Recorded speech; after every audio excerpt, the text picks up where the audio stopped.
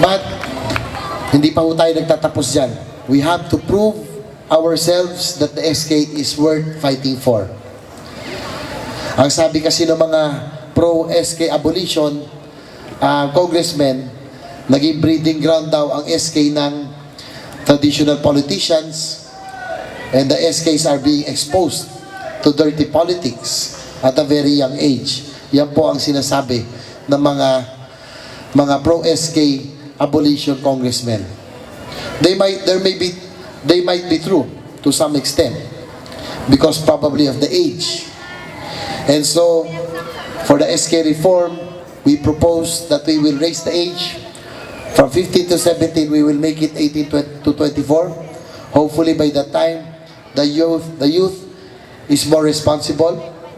He or she will be about to finish college, and likewise, he or she will have the legal personality and did not be anymore dependent on the barangay captains or the parents.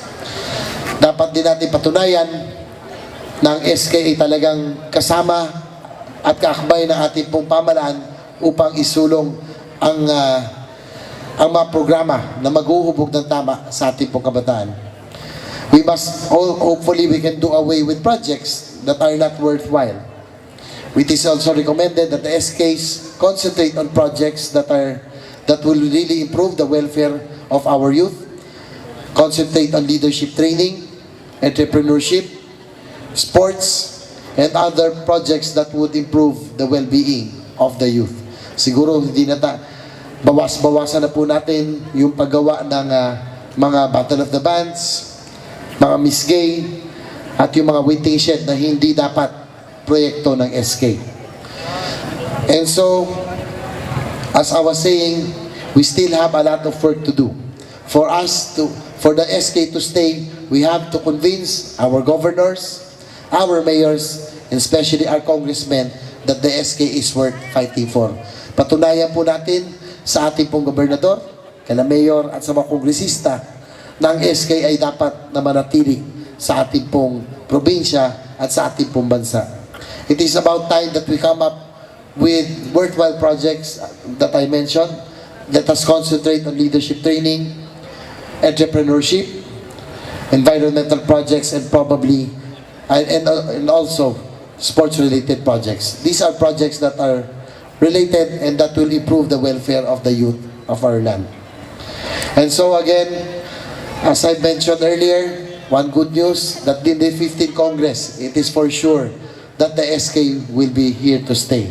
But in the next Congress, the 16th Congress, we again have our work cut out for ourselves. We have to convince and we have to prove ourselves. Sana po magmula ngayon hanggang sa pagpasok ng bagong Kongreso sa Hunyo ay patunayan ng mga SKs na ang mga SK ay talagang karapat-dapat na manatili. Dapat ang mga proyekto natin yung tunay na huhubog sa ating pong mga kabataan.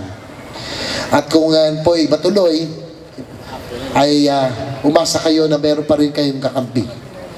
I will always fight for youth issues and youth concerns, especially fighting for higher budget for the tertiary education, and likewise, I will continue and commit to you, dear SKs of La Union, Mr. SK Federation President Ramon Guio, this I commit to you that I will continue to fight for the retention and reform of the Sangguniang Kabataan.